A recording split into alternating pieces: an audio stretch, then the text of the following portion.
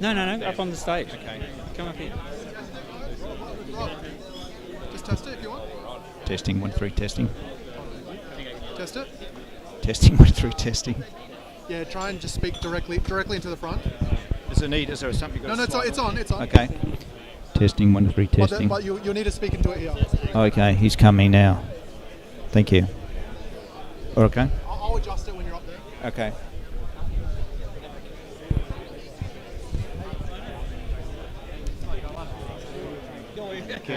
Okay. There's a big black car just driven in. Sorry? A big black car's just driven in. Okay, great. Is that him? Yeah, let's go. Okay. Where from? Here? Yeah. So jump up here. Invite them all to come in.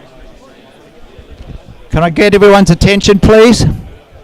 Can I get everyone's attention if you want to come in closer to the fig tree for the last time that we're under the fig tree before we move to Alexandria, and we'll have to find our new fig tree. I think one of our guests just arrived. So firstly, welcome to Commodore Shane Arndell, who's the Maritime Component Commander of the Royal New Zealand Navy, and also the New Zealand Consul General Bill Dobie. Also Commodore Mick Turner, CSM and Bar. He's the Director of the General Maritime Integrated Capability of the Royal Australian Navy. Also Captain Adam Alaka, who is the Director of Maritime Asymmetric Capabilities Exploration. Captain Andrew Stevens, the Director of Maritime Uncrewed Warfare for C-1200. And Commander Scott Voisey, Activity Manager for Blue Bottle USVs.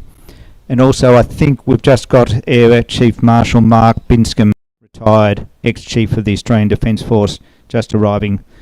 So welcome to all of them and distinguished guests, ladies and gentlemen. My name is Andrew Aitken. I'm the newest chair of OSIUS, and welcome to everybody today under the tree. If I can pass you on now to Robert Dane, who most of you, if not all of you, know very well. Thanks, Andrew. Look, thank you, ladies and gentlemen, for joining us here to christen these two blue bottles, which are grey.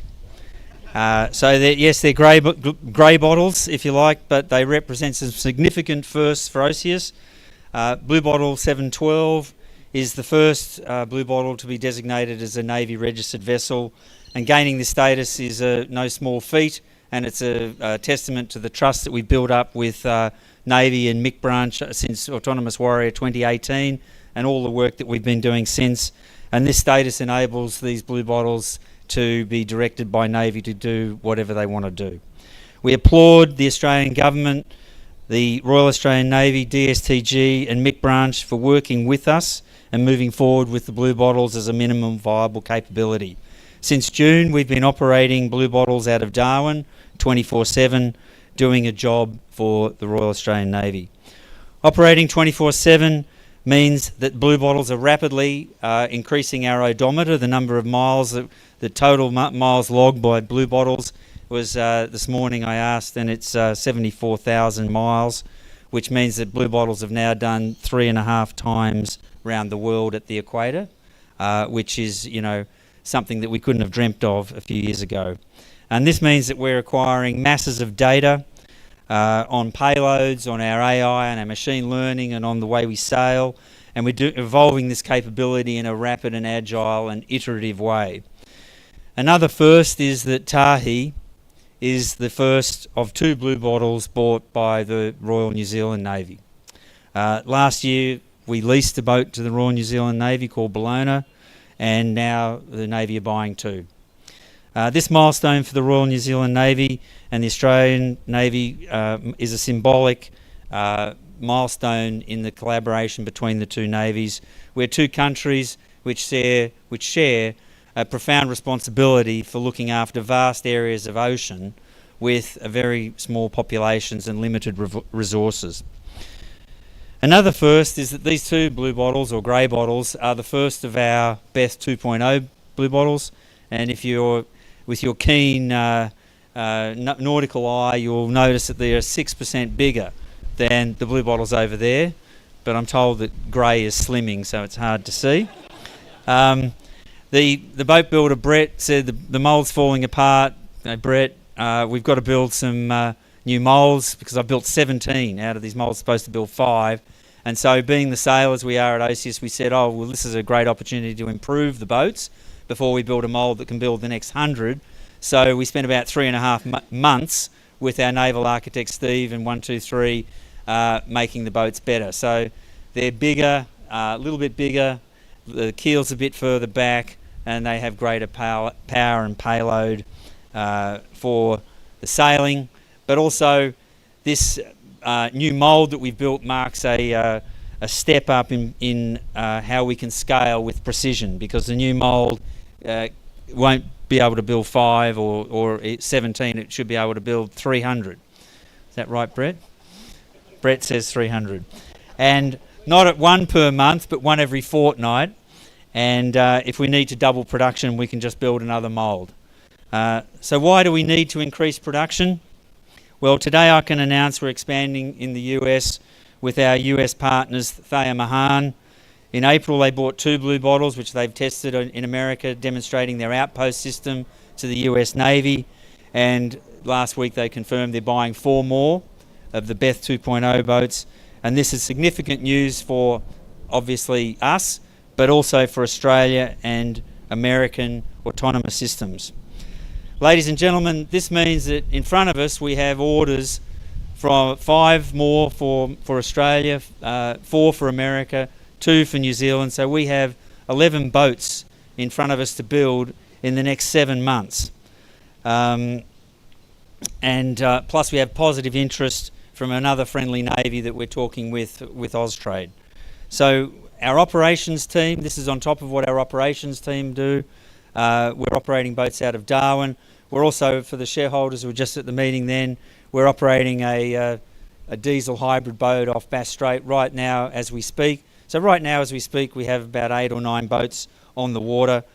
The boat that's doing off Bass Strait's doing hydrography with work with a company called BMT, British Marine Technology, which is a global leader in maritime technology. And this week at an oceanographic conference, we announced with them that we would be forming a special purpose vehicle with BMT and OCS to deliver data as a service to oil and gas, offshore wind and oceanographic customers, because we want to make sure this technology is a dual use and is available for mass production for whenever it's needed for commercial purposes and for military purposes.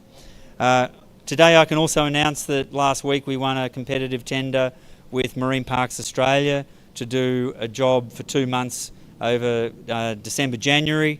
This will be our 3rd mission with Marine Parks Australia, so we will be policing marine parks for Australian illegal fishermen.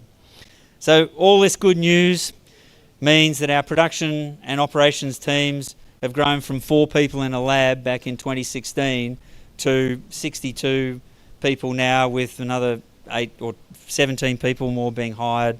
And so sadly this means that we've run out of room here at the University of New South Wales, and we've actually taken a lease, and I've signed it today, for new premises about 10 minutes away from here in Alexandria, which will be 3 times bigger than both these buildings combined.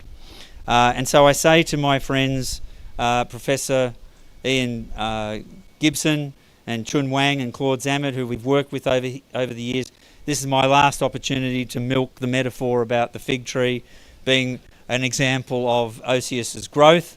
I won't go into the metaphor now, but all I would say is to you at the University of New South Wales is that you are the part of our roots and the strong buttresses that have helped us grow into a strong and long-lasting company that should be able to move forward and survive any storm or drought. So thank you. Also, today marks another sad transition for OCS in that our chair, Mark Bethwaite, is retiring. Where are you, Mark? Mark told me in March he was retiring, and so that he and his wife Jill could enjoy an endless summer between France and Australia. I've spoke a little bit about Mark's contribution to the company through our dark days, indeed, at our AGM just now. We had a ferry on Lake Macquarie, and Mark helped us pivot from a ferry company into defence, and was on the board of the UNOSW, which got us the first little lab we had over on the other side when we were 4 people in a lab for the summer holidays, he told them, and we never left.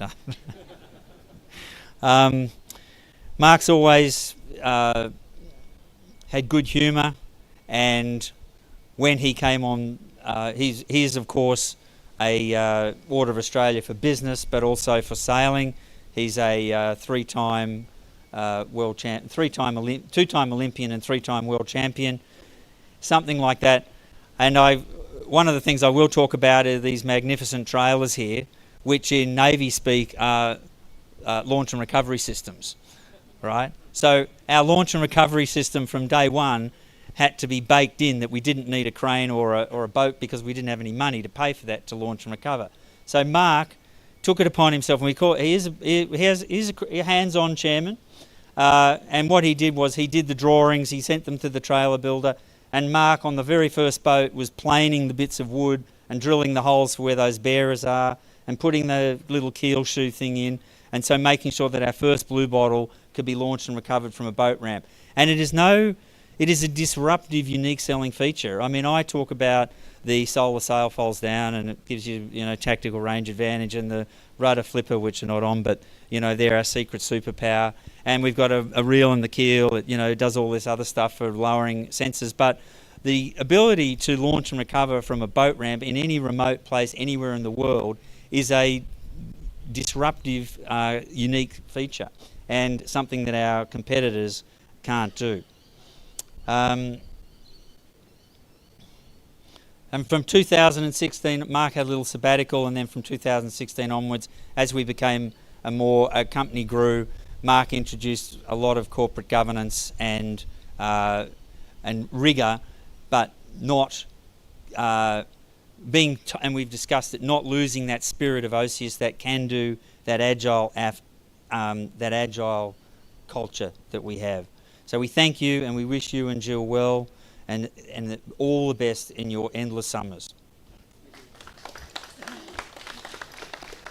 I'm very pleased to look to the future and to have Andrew Aitken as our new chair. Andrew has been a valued member of our board for 5 years, offering wise counsel on numerous critical matters. His extensive corporate experience, particularly in commercial contracts, corporate governance, risk management and intellectual property, have been instrumental in shaping our future.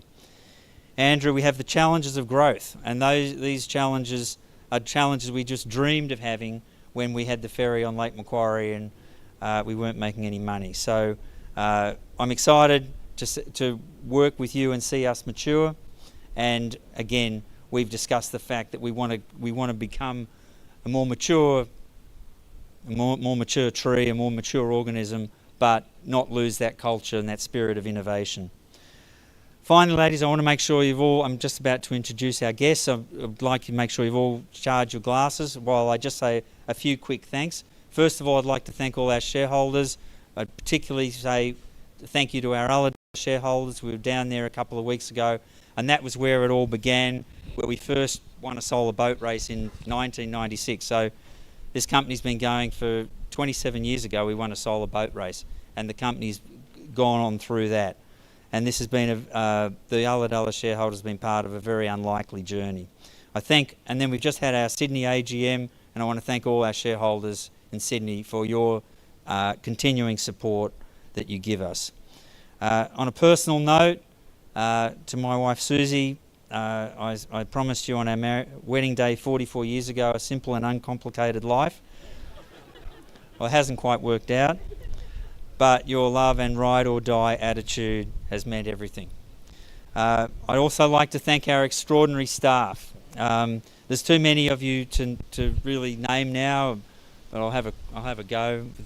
The usual, the founding four of Lloyd and Peter and Matt and Maddie, and they've been joined very ably with a fantastic team, with Ian as our COO, Tammy as our CFO, James operations, Hamish production, Nick, Tim, Tom, Isaac, Robin, Jeff, Josh, and I'll stop there, because I don't want to forget anyone, because everybody's contribution to OSIUS comes together as a team.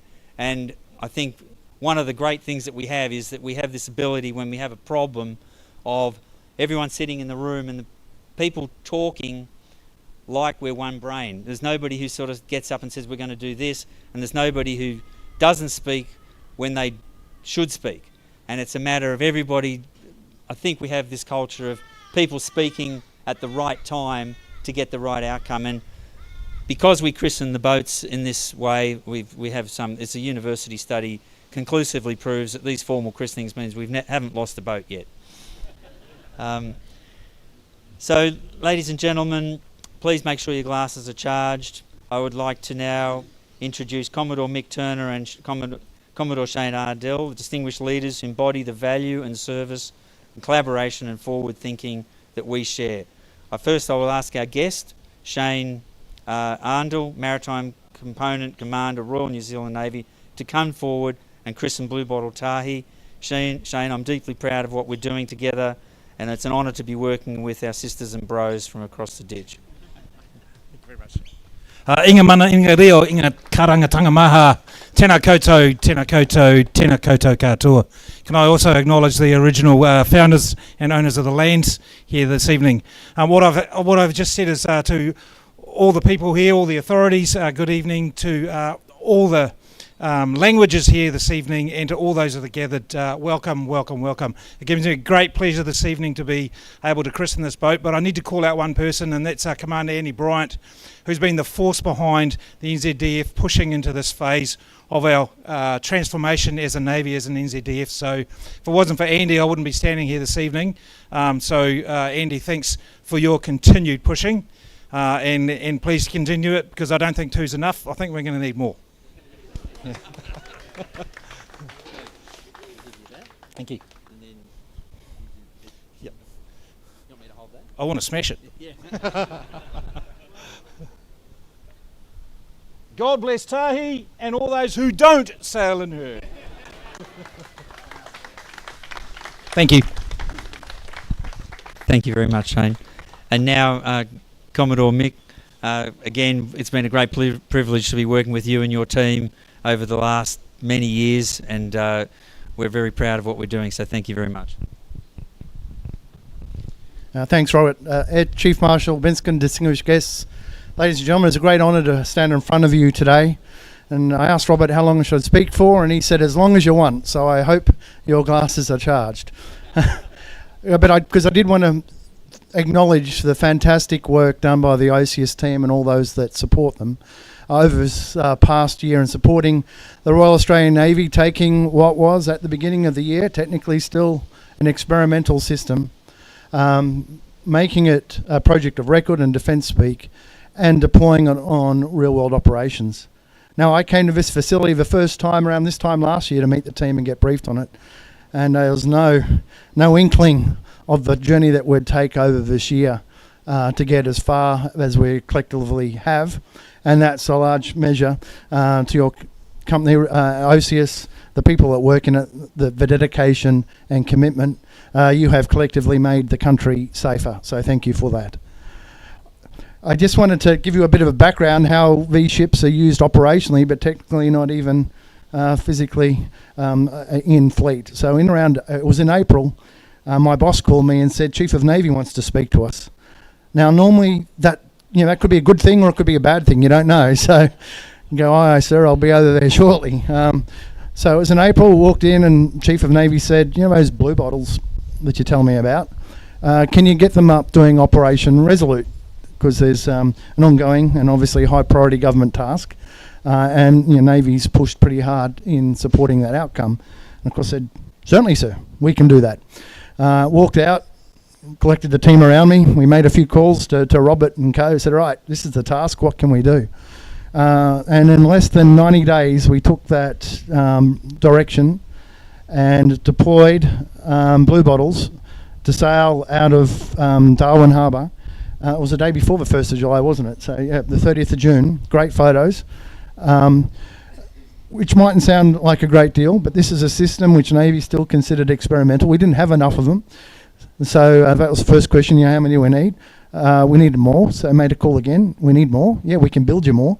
And you built us more. Now, what type of capabilities does Navy have when you can pick up the phone and have more in the water in such a short period of time? And that's not to also then diminish all the extraordinary work in the regulatory framework that we had to challenge, which we had to work through and ultimately satisfy to get them up there doing their job. And they're still there now. You've mentioned some of the statistics. I monitor them every week. Outstanding lengths of time they're staying out there. And they've impressed the Border Protection Command sufficiently that will extend for a year and who knows beyond that. And that all came about in a very short period of time and led directly to this one being the very first one, and Grey, the timing was near perfect, being on the Defence Vessel Register, which doesn't sound like, once again, a great deal, but an extraordinary amount of work and faith in this system that the Australian Defence Force and Chief of Navy, as the appointed Defence Seaworthiness Regulator, has signed off on this being a defence asset. And that also involved a lot of your team and my own, who've worked tirelessly, some of them for years, to get us to this point. So it's really a special moment to come and christen 712. I'll have to go back and maybe we follow the Kiwis and start calling them different names. But I want to build so many that maybe that will be, maybe numbering's the best way.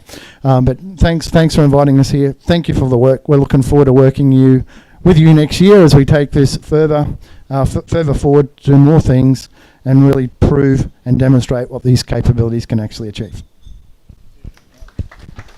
Yeah, Mick, you want to do the honours? Yeah.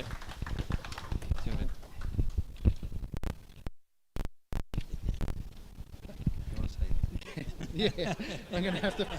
Who built these trailers? There should be a little platform here. Yeah. God bless 712 and all those who don't sail in it. All right. Thank you. Thanks, ladies and gentlemen. There's one more thing that I need you to do, and you're all participants in it, is to all come and stand here facing that way so we can get our last photograph here at the university under the fig tree. Yeah. So if you can all come in here, and we'll come and we're on the table. Yeah, right.